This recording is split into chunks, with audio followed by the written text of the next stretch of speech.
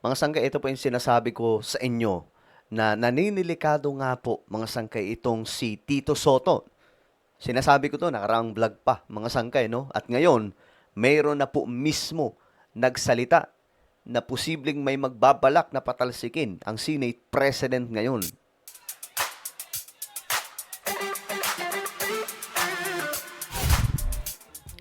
Hello guys, what's up? This is me. We are back dito sa ating YouTube channel. Kamusta po kayo mga kababayan, mga solid sangkay?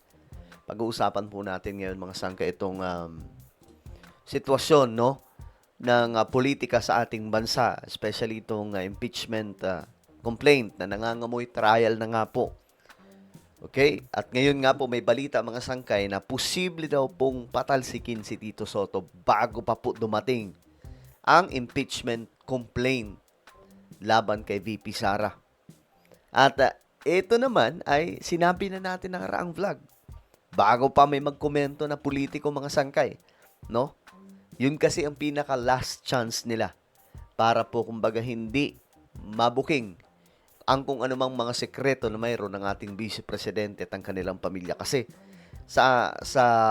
pag-trial na po yan doon sa Senado, wala na pong wala na pong limit yung paglalabas ng ebidensya. Talagang all out na ilalabas yung mga bank records at marami pa pong iba. So pag-uusapan po natin ito mga sangkay kung papaano sasabutahiin masasabutahi itong si Tito Soto. Bago tayo magpatuloy sa mga hindi pa po dyan nakakapag-subscribe sa ating YouTube channel, makikita nyo po yung subscribe button sa baba ng video na to. I-click nyo lamang po yung subscribe, i-click ang bell, at i-click nyo po yung all. Sa mga nanonood po sa Facebook, syempre i-follow nyo po yung ating Facebook page. So ngayon kasi mga sangkay, ito may nagsalita. Ito pong si Drilon, ang isa sa mga veterano na pong naging senador, no?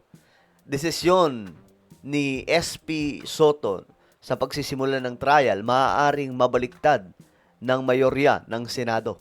Ayan mga sangkay. So, ano ba ang posibleng mangyari? Hindi lang posisyon ni VP Sara ang nakataya sa impeachment complaint laban sa kanya. Ayon kay dating Senate President Franklin Drilon, posible ring manganib ang liderato ni Senate President Tito Soto. Alamin kung bakit sa Agenda Weekend Report ni Chill Emprido ang Abante. Nasa kapangyarihan ng Senate President ang pagtatakda kung kailan sisimulan ng impeachment trial. Ito'y matapos linawin ng Korte Suprema ang interpretasyon ng salitang forthwith. Ayon kay former Senate President Franklin Drilon, bagamat nilinaw ng Supreme Court na ang forthwith ay maaaring mga hulugang within a reasonable time, mananatili pa ring discretionary ng Senado ang interpretasyon nito. Aniya, kung magpapasya si Senate President Tito Soto na simulan agad ang trial, mananatili iyon maliban na lang kung mababaliktad ng mayorya ng Senado ang kanyang desisyon. Ayun na. Yun ang sinasabi po natin mga sangkay. Na po pwede talagang gawin yon kay Tito Soto. No? Halimbawa, bago pa po dumating o kahit pagdating na po ng impeachment complaint ni VP Sara sa Senado, bigla pong magkaroon ng kudita. Biglang alisin si Tito Soto. Eh di dali po. Tatablahin po dyan yung impeachment complaint. So yun po yung chance eh. Kasi delikado kasi kapag nailatag yung mga ebidensya. I'm sure kapag totoo yung mga aligasyon, kasi mukhang totoo eh. May mga ebidensya po galing po mismo yun sa mga bank records. I'm sure marami ko simbabaliktad dyan eh. Kahit po yung mga DDS senators, wala po silang choice dyan kasi kapag magdesisyon sila na ayon po sa pabor kay VP Sara, yayariin po sila ng taong bayan. Kasi may ebidensya, makikita naman po yan ng lahat eh. Ang mahirap po kasi dito, mga sangkay, medyo mga sangkay, crucial po yan pagdating sa Senado. So, sana mag-gather po ni Tito Soto at ni Lacson yung kanilang grupo na walang bitawan. Kasi baka mamaya may bumitaw dyan. Now, yari. The rule in statutory construction is you give the word its ordinary meaning. Now, forthwith, what does it mean immediately now?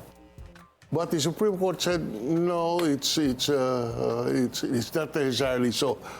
But they said that it is discretionary, and the interpretation of the Senate is superior as to when they will convene. In other words, they recognize the jurisdiction of the Senate insofar as the interpretation of forthwith.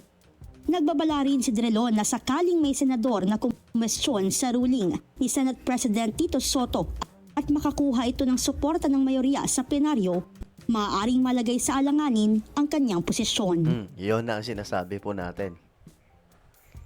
Pwede siyang tanggalin dyan. Pwedeng magkaroon ng balyahan agad. Tapos,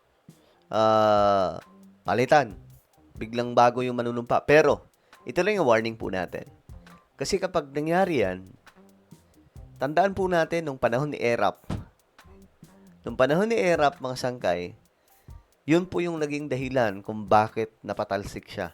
Kasi yung taong bayan, nag-rally, sobrang dami. 'Di ba? Tapos biglang may mga kumalas na mga taga-suporta, madami po 'yon. Kasi doon sa Senado at that time, daming majority yung taga-suporta ni ERAP eh. Kaya nga lang mga sangkay, hindi po nila napigilan kasi yung tao nagwala na yung mga tao eh. Naging sila doon, naging no choice sila doon. So ganito din po ang mangyayari po kay Tito Sen, pero ang kabaliktaran naman nito, kapag ginawa nila yan, magagalit po yung mga tao na gustong malaman ang katotohanan. It is a judgment call of the Senate President which can be reversed by the plenary. But until the plenary reverses it, he sets the date. Okay, we start convening tomorrow. If somebody questions it and says, you are wrong, Mr. Senate President, if one senator says, and that senator who questions Senator Soto would have the majority, then Senator Soto can say goodbye to the Senate presidency. Ngayon, you see?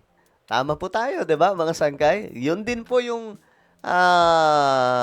pagkaka-analyze ni former Senator Drilon.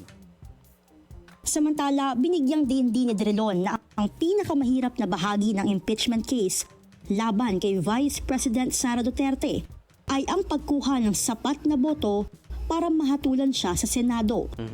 Kailangan kasi ng hindi bababa sa 16 na senador o 2/3 vote para magkaroon ng conviction sa impeachment trial. Kung pagbabatayan daw ngayon ang kasalukuyang political alignment sa Senado, may humigit kumulang 9 na senador na posibleng bumoto ng pabor kay Duterte. Legit yun. Pero mga sanggay, ito lang. Kapag ka nailatag kasi lahat ng ebidensya, okay, yun ang pinakamabigat ng pagboto, di ba?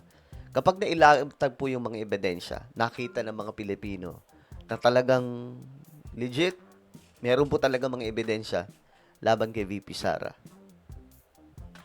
mahihirapan ding bumoto pabor kay VP Sara yung mga DDS senators. Kasi paano sila boboto kung maraming ebidensya na pabor kay VP Sara? Kakainin po sila ng taong bayan kapag ginawa nila yon. Kaya mag-aalangan sila. Mawawalan sila mawawalan ng tiwala yung tao sa kanila. Baka magwala pa yung mga tao dyan. Baka mangyari, dumating pa sa punto na mag-rally itong mga to. At mapuwersa pong patalsikin sila. Madamay pa po itong mga senador.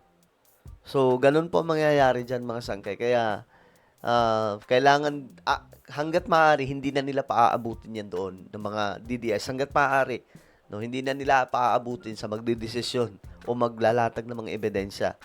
Kasi kapag nangyari yun, delikado na po. At baka mawalan na po sila ng pagkakataon para paboran si VP Sara. Alright? So, ano po ang inyong opinion, guys? Comment down below. Meron po tayong YouTube channel. Ito po isang Revelation. Hanapin nyo po ito sa YouTube din. Ngayon din, kapag nakita nyo na i-click nyo po yung subscribe, i-click ang bell, at i-click nyo po yung all. Ako na po ay magpapaalam. Mag-iingat pong lahat. God bless everyone.